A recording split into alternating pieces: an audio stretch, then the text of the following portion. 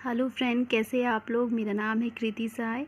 तो हमने Lucent series शुरू किया था जिसमें हमने पॉलिटी का फर्स्ट इंट्रोडक्टरी पार्ट कंप्लीट किया था और सेकंड हमारा एक्ट कंप्लीट हुआ था 1909 तक, मॉन्यूमेंटल रिफॉर्म तक। तो आज हमारा 1909 तक है, मॉन्टेगे क्लैंसफोर्ड रिपोर्ट। इसके बारे में आज हम डील करेंगे। तो चलिए हम अपना क्लास शुरू करते हैं। तो सबसे पहले ये रिपोर्ट में जो हमारे सेक्रेटरी ऑफ स्टेट थे वो हमारे थे मॉन्टेगे, और जो जेम्स फोर्ट है वो बने थे हमारे इंडिया के गवर्नर जनरल। और ये दोनों ने मिल के गवर्नमेंट ऑफ इंडिया एक्ट 1999 को प्रपोज़ किया। इस एक्ट में क्या था कि प्रोविंसेस मतलब जैसे हमारा आज स्टेट है उस टाइम प्रोविंसेस कहा जाता था, और जैसे आज हम सेंटर पे कहते हैं उस टाइम में फेडरल कहा जाता था। ठीक है, तो प्रोविंसेस में एक रिस्पॉन्सिबल गवर्नमेंट लाया गया। रिस्पॉन्सिबल गवर्नमेंट का मतलब है कि एक इलेक्शन के बेसिस पे गवर्नमेंट लाया गया, इसको इंट्रोड्यूस किया गया, लेकिन गवर्नमेंट के जो गवर्नर थे उनके पावर को कम नहीं किया गया।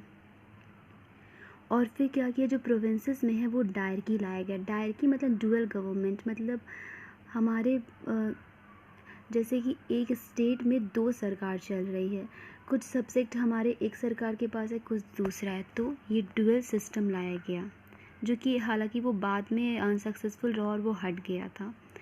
उसके बाद यहाँ पे बताया जा रहा है कि जो एडमिनिस्ट्रेशन है वो हमारा दो कैटेगरी में बटा, सेंट्रल का अलग एडमिनिस्ट्रेशन, प्रोविंसेस का अलग एडमिनिस्ट्रेशन। जो सेंट्रल सब्जेक्ट है, जैसे हमारा लिस्ट बना था यहाँ पे, तो जो भी हमारा सेंट्रल सब्जेक्ट में आते हैं वो सेंट्रल देखेंगे, और प्रोविंसेस में आएंगे प्रोविंसेस। लेकिन प्रोविंसेस में यहाँ मैंने क्या बताया, डुअल यानी डायरकी आया। इसका मतलब दो सब्जेक्ट बनाए गए, एक ट्रांसफ़र और एक रिज़र्व। तो ये क्या था ना, जो ट्रांसफ़र सब्जेक्ट था वो गवर्नर एडमिनिस्ट्रेट तो करेंगे, लेकिन जो उसके मिनिस्टर है उनके एडवाइस से और यहाँ पे जो हमारा इलेक्टेड मेंबर्स का है उसका प्रपोर्शन को बढ़ा के 70% बढ़ा दिया गया। फिर हमारा एक रिज़र्व सब्जेक्ट है, इसमें जो भी आएंगे सब्जेक्ट उसको कोई वो किसी से रिस्पॉन्सिबल नहीं रहेंगे वो लेजिस्लेचर के प्रति, और ना ही वो किसी काउंसिल ऑफ मिनिस्टर से पूछेंगे। तो ये रिज़र्व रहेगा। उसके बाद जो हमारा प्रीवियस जो भी हमारा सेंट्रल का कंट्रोल था प्रोविंसेस पे, चाहे वो एडमिनिस्ट्रेटिव को लेके या लेजिस्लेटिव या फाइनेंशियल को, उसको थोड़ा से कम किया गया, और कहा गया कि जो प्रोविंसेस में जो भी उनका रेवेन्यू आ रहा है, जो भी टैक्स आ रहा है, वो प्रोविंसेस ही अपने पास रखेंगे। फिर यहाँ पे एक बहुत बड़ा चीज़ किया गया, ये जो प्रोविंशियल का बजट है उसको सेंट्रल बजट से अलग कर दिया गया। जैसे कि आज हम अपने देश में देखते हैं स्टेट का जो बजट है वो अलग बनता है और सेंटर का ही अलग बनता है। तो ये यहीं से शुरू हुआ था, जो प्रोविंशियल का बजट है वो सेंट्रल बजट से अलग कर दिया गया था। फिर जो प्रोविंशियल लेजिस्लेचर्स उनको पावर दिया कि वो अपना बजट को पेश कर सकते हैं, और साथ ही साथ वो टैक्स ले सकते हैं जो भी प्रोविंशियल में उनका टैक्स आ रहा है। उसके बाद जो सेंट्रल लेजिस्लेचर है उनके पास पावर है कि वो सारे कंट्री को एडमिनिस्ट्रेट करेंगे। जो गवर्नर जनरल का जो कंट्रोल है प्रोविंशियल लेजिस्लेचर्स पे, वो मतलब उतना ही रहा। जैसे कि बिल को लेके, जैसे कोई अगर स्टेट में या प्रोविंशियल में बिल आया तो वो गवर्नर की मंजूरी से जाएगा, और गवर्नर जो है गवर्नर जनरल को वो देगा, तभी वो लॉ बनेगा। उसके बाद यहाँ पे है कि गवर्नर के पास पावर है कि वो उस बिल को रख सकता है गवर्नर जनरल के कंसिडरेशन के लिए, और फिर गवर्नर जनरल जो है उसको एसओएस का परमिशन से वो करेगा। फिर यहाँ पे हमारे जो इंडियन लेजिस्लेचर उसको ज़्यादा रिप्रेजेंटेटिव बनाने के लिए पहली बार बाईकैमरल लाया गया। जैसे आज हमारा इंडिया में बाईकैमरल है कि लोकसभा राज्यसभा है, उसी तरह उस टाइम भी लाया गया, बस नाम में डिफरेंस है। उस टाइम अपर हाउस को हम काउंसिल ऑफ स्टेट कहते थे और लोअर हाउस को लेजिस्लेटिव असेंबली कहते थे। तो यहाँ पे शुरुआत में ये क्वेश्चन इंपॉर्टेंट बनता है, शुरुआत में कितने मेंबर थे अपर हाउस में, तो 60 मेंबर थे, और लोअर हाउस में 144, जिसमें बोला गया कि अपर हाउस में 34 जो उसको वो इलेक्टेड आएंगे, और लोअर हाउस में 104 इलेक्टेड आएंगे। उसके बाद यहाँ पे जो मॉर्ली मिंटो को फादर ऑफ कम्युनल इलेक्टोरेट कहते, क्योंकि उन्होंने मुस्लिमों के लिए एक अलग से ये लाया था इलेक्टोरेट, क्योंकि मुस्लिम लोग हैं, मुस्लिम का ही वोट करेंगे। तो इसी चीज़ को वो आगे बढ़ाए मॉन्टेगो क्लेंसफर्ड एक्ट में उन्होंने बोला कि अब एंग्लो इंडियन को भी ये मिलेगा और सिख को भी मिला, क्रिश्चियन को भी, ऐसे उन्होंने काफ़ी को ये किया।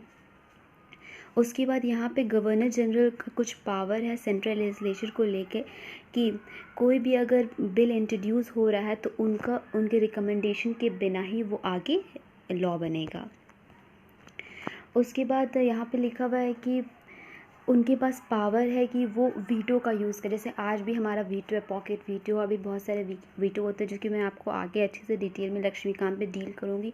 एक्चुअली ये लूसेंट बुक थोड़ा सा आपका बेसिक लेवल है, आगे आप पढ़िएगा तो ज़्यादा, खास करके पॉलिटी के लिए मेरे हिसाब से लक्ष्मीकांत जहाँ से मैंने पढ़ा है कि वो बेस्ट है, आपको सब कुछ क्लियर करा देगा। बट अभी चलिए ये पढ़ते हैं।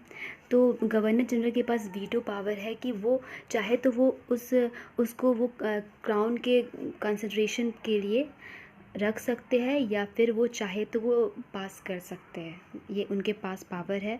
उसके बाद उनके पास ये भी पावर है कि वो बिल को या तो वो लाए या तो वो कभी भी रिफ्यूज़ कर दे। और एक और चीज़, इमरजेंसी के टाइम वो ऑर्डिनेंस पास है, जैसे आज भी है, अगर हमारा इमरजेंसी होता है या हमारा सत्र में नहीं होता तो ऑर्डिनेंस लाते हैं, डायरेक्ट प्रेसिडेंट लाते हैं।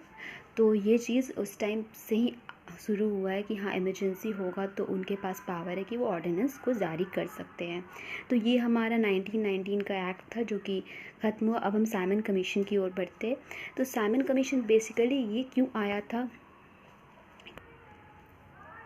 ये जो एक्ट था एक्चुअली जो 1919 का था उसमें कहा गया था कि 10 साल पे एक बॉडी आएगी जो इसको रिव्यू करेगी कि कैसे काम चल रहा है। लेकिन ये कमीशन जो है वो 1927 में ही आ गए, जिसके कारण काफ़ी स्ट्राइक भी हुआ और बहुत सारे लोग भी मर गए। इसमें शायद लाला लाजपत राय की मौत भी हो गई थी। तो वो हम हिस्ट्री में डील करेंगे। तो ये वही इसमें यही लिखा हुआ है कि ये जो साइमन कमीशन था उसको हेड किया सर जॉन साइमन ने, जो कि बना था 1927 में, और 1990 को रिव्यू करने के लिए वहाँ का वर्किंग कैसा चल रहा है। और इसका रिपोर्ट जो फाइनल हुआ वो 1930 में हुआ, जो कि एग्जामिन किया गया ब्रिटिश पार्लियामेंट के द्वारा और गवर्नमेंट ऑफ इंडिया ने इसे फाइनली ड्राफ्ट किया। फिर हम आते हैं 1935 का गवर्नमेंट ऑफ इंडिया एक्ट। ये जो एक्ट है इसमें बोला है कि फेडरेशन होगा, जैसे हमारा जो है वो फेडरल भी यूनिटरी भी है।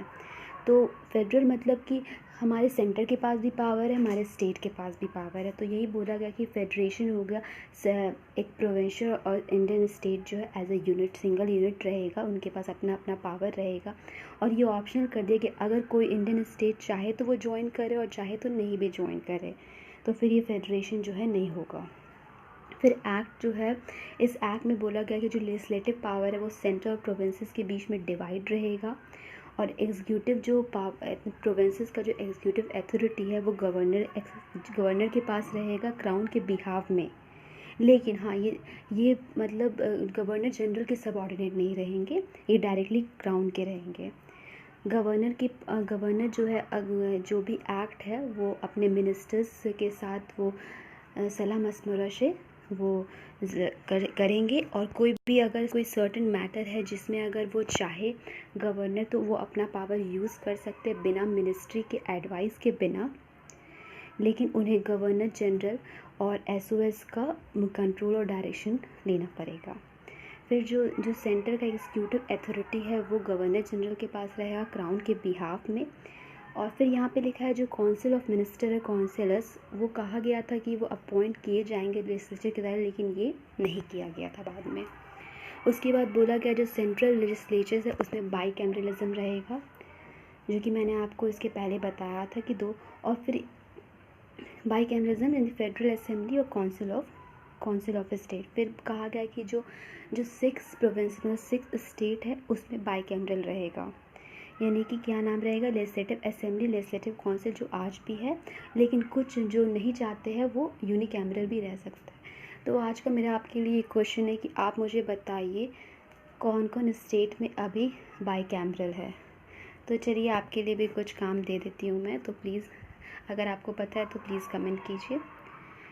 उसके बाद यहाँ लिखा है जो गवर्नर जनरल है उनके पास वीटो पावर है कि वो बिल को चाहे तो वो पास कर सकते हैं या रिजेक्ट कर सकते हैं, ये गवर्नर जनरल के पास पावर है। फिर गवर्नर जनरल जो है वो अगर चाहे तो लेजिस्लेचर में वो उसको आगे कर सकते हैं या उसको सस्पेंड कर सकते हैं बिल को। अगर उनको लग रहा है कि उनका कोई स्पेशल रिस्पॉन्सिबिलिटी, कोई पावर ख़त्म हो रहा है, तो वो उस बिल को ख़त्म भी कर सकते हैं। उसके बाद हम आते हैं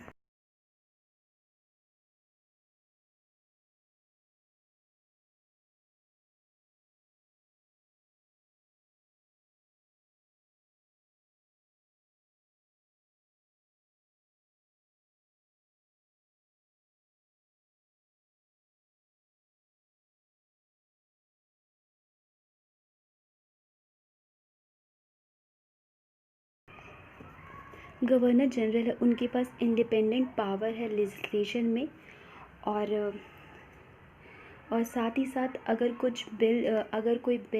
कोई भी ऐसा बिल जिसमें अमेंडमेंट इंट्रोड्यूस हुआ है लेजिस्लेशन में, तो उसमें गवर्नर जनरल का मंजूरी ज़रूरी है, तभी हम उस बिल को अमेंडमेंट कर सकते हैं।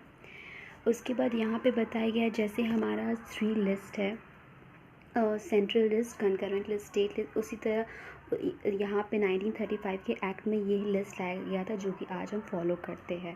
फेडरल लिस्ट, जिसे हम सेंट्रल लिस्ट कहते हैं, जो कि फेडरल सारे उसके सब्जेक्ट को देखेगा। फिर प्रोविंशियल लिस्ट, जिसे आज हम स्टेट लिस्ट कहते हैं, वो स्टेट के सारे, और कंकरेंट मतलब कि दोनों लोग देखेंगे।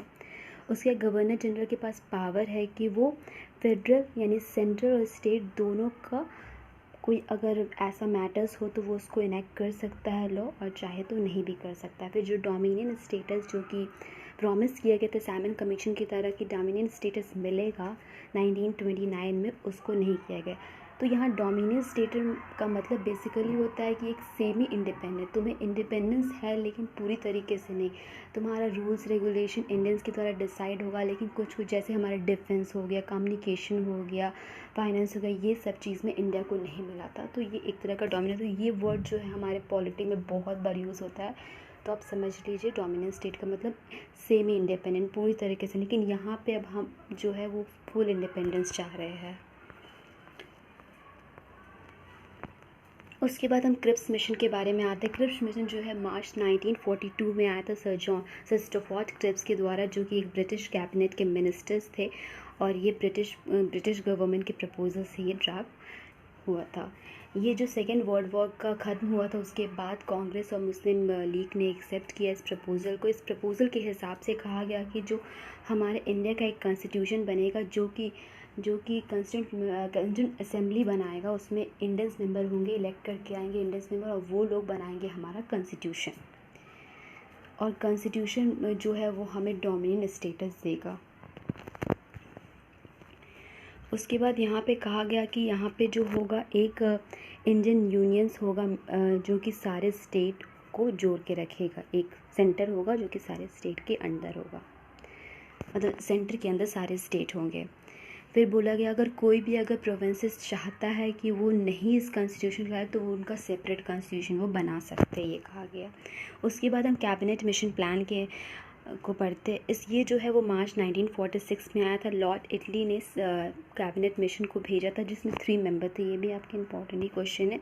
Lord Patrick Lawrence, Sir Stafford Cripps और A.V. अलेक्जेंडर।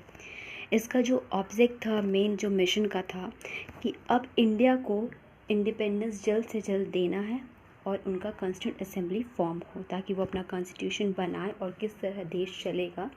बेसिकली कॉन्स्टिट्यूशन क्या है, उसमें हमारा देश का प्रशासन कैसे चलेगा, अपॉइंटमेंट से लेके रिजेक्शन से लेके सब कुछ, चाहे वो लोकल लेवल पे पंचायत हो, म्यूनसिपैलिटी हो, सब कुछ हमारे कॉन्स्टिट्यूशन में दिखा। उस आधार पे ही हमारा देश चलता है। तो यही कैबिनेट मिशन का था कि अब उसे इंडिपेंडेंस मिलेगा और कॉन्स्टिट्यूंट असेंबली जल्द से जल्द बने, ताकि वो अब हमारा कॉन्स्टिट्यूशन बन सके इंडिया का।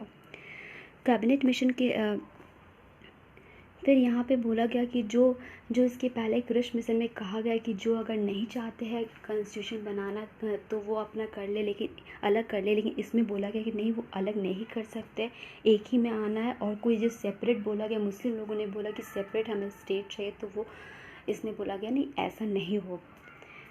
कैबिनेट मिशन के हिसाब से बोला गया कि यहाँ पे एक यूनियन ऑफ इंडिया होगा, जो कि सारे ब्रिटिश इंडिया स्टेट के अंदर होगा, और इनके पास फॉरेन अफेयर, डिफेंस, कम्युनिकेशन सारे पावर होंगे। और इसमें एक बात ये बोला गया, जो रेसिडुअल पावर है वो प्रोविंसेस के पास होगा। इसका मतलब कि वैसे पावर्स जो कि हमारे कोई लिस्ट में नहीं लिखे हैं, फेडरल, स्टेट, अचानक से कोई ऐसा आ गया पावर, तो वो सारा पावर चला जाएगा स्टेट के पास, ये इसमें कहा गया। उसके बाद जो यूनियन है उसका जो एग्जीक्यूटिव और लेजिस्लेचर है उसमें प्रोविंसेस और स्टेट के जो है रिप्रेजेंटेटिव्स वो होंगे। जो यूनियन में हमारा एग्जीक्यूटिव और लेजिस्लेचर बनेगा उसमें स्टेट के ही होंगे। कोई भी डिसीजन जो कि अगर कोई कम्युनल अगर मान नहीं रहा है तो वहाँ माइजॉरिटी, जैसे आज होता है ना कि हमें फुल माइजॉरिटी चाहिए, इस तरह तो वही था कि जो माइजॉरिटी होगा वो डिसाइड करेगा, चाहे प्रेजेंट वोटिंग का देखा जाए या माइजॉरिटी ऑफ ऑल का देखा जाए, ये देखा गया। उसके बाद बोला गया कि जो प्रोविंसेस है वो फॉर्म कर सकते हैं अपना एग्जीक्यूटिव और लेजिस्लेचर, और हर ग्रुप जो है वो अपना प्रोविंसेस जो है अपना सब्जेक्ट को देखेगा। उसके बाद आते हैं माउंटबेटन प्लान। ये प्लान में बोला गया कि इंडिया को अब सारा पावर ट्रांसफ़र हो चुका है, और जो कि कुछ मुस्लिम चाहते थे कि हमारा पार्टीशन हो, तो बोला गया इसमें कि हाँ अब आपका पार्टीशन होगा, ये माउंटबेटन प्लान में कहा गया। और फिर इसमें बोला गया कि जो 3 जून 1947 को फॉर्मल स्टेटमेंट ब्रिटिश गवर्नमेंट के द्वारा दे दिया गया। अब हम आते हैं इंडियन इंडिपेंडेंस एक्ट 1947। इस एक्ट में बोला गया कि जो भी प्रीवियस जो भी अमेंडमेंट है उसके बारे में बताया गया इंडिया और पाकिस्तान के लिए, और बोला गया कि दोनों जो है वो अपना इंटीरियम कॉन्स्टिट्यूंट असेंबली बनाएंगे ताकि वो अपना फ्यूचर कॉन्स्टिट्यूंट असेंबली फॉर्म करे। उसके बाद 15 अगस्त 1947 को इंडिया जो है वो डिपेंडेंसी उसका ख़त्म हो गया, और जो ब्रिटिश क्राउन का पावर था वो ख़त्म हो गया इंडियन स्टेट पे, और जो ट्राइबल्स एरिया के साथ रिलेशन था उसका डेट भी ख़त्म हो गया। जो ऑफिस था SOS का उसको भी समाप्त कर दिया गया। साथ ही साथ जो गवर्नर जनरल गवर्नर के पास एक्स्ट्रा ऑर्डिनरी पावर था लेजिस्लेचर में उसको भी ख़त्म कर दिया गया। साथ ही साथ जो सेंट्रल लेजिस्लेचर था जिसमें लेजिस्लेटिव असेंबली और काउंसिल ऑफ स्टेट था वो भी ख़त्म हो गया, और कॉन्स्टिट्यूंट असेंबली जो है वो अब अपना कॉन्स्टिट्यूशन बनाएगी सेंट्रल, जो कि हमारा सोवरेनिटी रहेगा, हमारा इंडिपेंडेंट हम रहेंगे। तो ये हमारा फर्स्ट चैप्टर का कंप्लीट हुआ, हमने सारे एक्ट्स को पढ़ लिया। नेक्स्ट क्लास में हम constituent assembly and making of constitution पढ़ेंगे। अगर आपको कुछ भी समझ नहीं आए तो प्लीज़ मुझे कमेंट करिएगा, मैं तो और उससे अच्छे से डील करूँगी। और पॉलिटी का हम आगे लक्ष्मीकांत बुक भी कवर करने वाले, क्योंकि पॉलिटी के लिए मुझे ऐसा लगता है कि लूसेंट काफ़ी नहीं होगा, क्योंकि इसमें बहुत सारे ऐसे पॉइंट नहीं लिखे, जैसे कि हमारा शुरुआत में जो है वो हमारा नाम चेंज हुआ governor of Bengal, governor general of Bengal बने 1773 में। फिर वैसे 1853 में चेंज हुए governor general Bengal, governor general of India बन गए, देन वाइसरॉय बन गए हमारे फर्स्ट फॉर ऑफ इंडिपेंडेंस के बाद। तो बहुत सारे इसमें नहीं लिखा हुआ है, तो उसके लिए मुझे लक्ष्मीकांत को कवर करना पड़ेगा। तो अगर आपको मेरा वीडियो अच्छा लगे तो please like, subscribe and share ज़रूर कीजिए, और नहीं पसंद आए तो प्लीज़ कमेंट कर दीजिए ताकि मैं उसे थोड़ा इम्प्रूव कर पाऊँ। और ऐसे ही मेरे चैनल से जुड़े रहिए और पढ़ते रहिए। All the best, bye bye.